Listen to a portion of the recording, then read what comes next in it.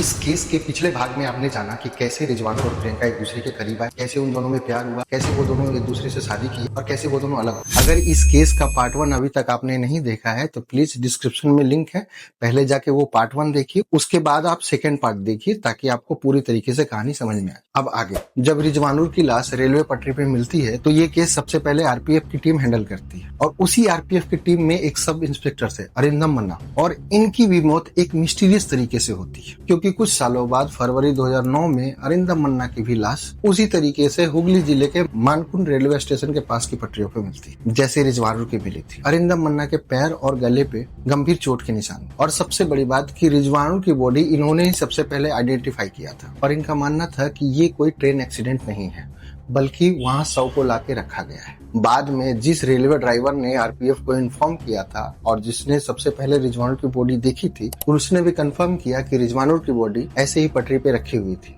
और दोनों हाथ उसके सीने के ऊपर थे जैसे कि वो वहां सो रहा हो। लेकिन मार्च 2011 में सीआईडी की टीम ने अरिंदम मन्ना के केस में मिस्टेक ऑफ फैक्ट्स बताते हुए इस केस को क्लोज कर दिया। सीआईडी ने इसे हत्या नहीं माना, हालांकि अरिंदम मन्ना के बुजुर्ग माता पिता आज भी इसे मर्डर मानते हैं क्योंकि उनका कहना है कि अरिंदम मन्ना ठीक अपनी मौत से थोड़ी देर पहले उन्होंने फोन किया था और उन्होंने बताया था कि इस केस को लेकर उन पे बहुत ज्यादा दबाव बनाया जा रहा है। रिजवानुर रहमान के केस में एक्चुअली में हुआ क्या था, चलिए 21 अगस्त की मॉर्निंग से समझने की कोशिश करते हैं। 15 सितंबर के बाद जब रिजवानुर प्रियंका को कांटेक्ट करता है और कांटेक्ट नहीं हो पाता है, उसके बाद रिजवानुर का डेली का रूटीन बन जाता है कि वो सुबह उठेगा और किसी न किसी एडवोकेट या किसी एनजीओ से मीट करेगा और उनसे सलाह लेगा कि वो अपनी वाइफ को कैसे वापस लाए। उसी तरीके से 21 तारीख को भी वो एक एनजीओ जिसका नाम एपीडीआर था, उनके सीनियर मेंबर सुजातो बत्रा से मिलता है क्योंकि 19 सितंबर 2007 को रिजवानुर ने एपीडीआर को एक लेटर लिखा जिसमें उसने अपनी सारी कहानी बताई थी और उस लेटर में उसने ये भी लिखा था कि अगर प्रियंका की फैमिली को मेरे रिलीजन से प्रॉब्लम है तो मैं अपना धर्म परिवर्तन करने के लिए भी रेडी हूँ। तो जब रिजवानुर सुजातो बत्रा से मिलता है तो सुजातो बत्रा रिजवानुर को आश्वासन देते हैं कि हमारे एनजीओ की तरफ से जो कुछ भी बनेगा हम करेंगे। लेकिन उसी दिन दोपहर के टाइम में रिजवानुर रहमान की बॉडी पटरी पे मिलती है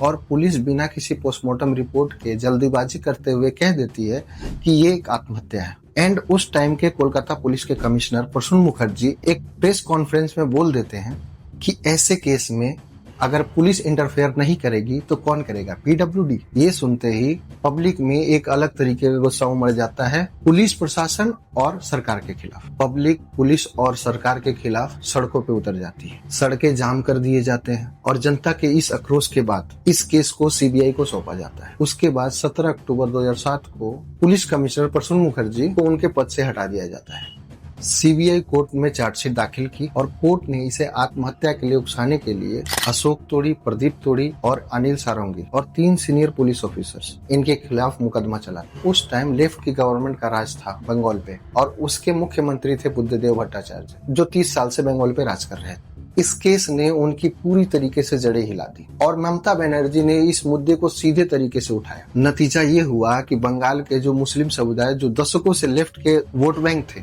वो अलग हो जाते हैं और अगले इलेक्शन में लेफ्ट की गवर्नमेंट पूरी तरीके से हार जाती है जो अभी तक सत्ता में वापस नहीं आ पाई। इस केस में एक और एंगल सामने आता है कि प्रसून मुखर्जी और अशोक तोड़ू की मुलाकात स्नेह आशीष गांगुली ने करवाई जो हमारे देश के फॉर्मल क्रिकेटर सौरव गांगुली के बड़े भाई। रिजवानुर की मौत के 3 महीने बाद प्रियंका तोड़ी ने अपनी चुप्पी तोड़ते हुए ये कहा कि अगर रिजवानुर और प्रियंका अपने शादी में रुकबनूर और पप्पू को नहीं शामिल करते तो रिजवानुर आज हमारे बीच जिंदा होता, क्योंकि सीबीआई के मुताबिक पप्पू ने प्रियंका और रिजवानुर को अलग करने के लिए तोड़ी फैमिली से 2 किस्तों में 11 लाख रुपए लिए। 13 सितंबर को 5 लाख रुपए और 19 सितंबर को 6 लाख रुपए। लेकिन अभी तक ये पता नहीं चला कि उस दिन रिजवानुर की मौत हुई कैसी थी। लगता है बाकी केसों के जैसा ही ये केस भी समय के साथ धुंधला हो गया है।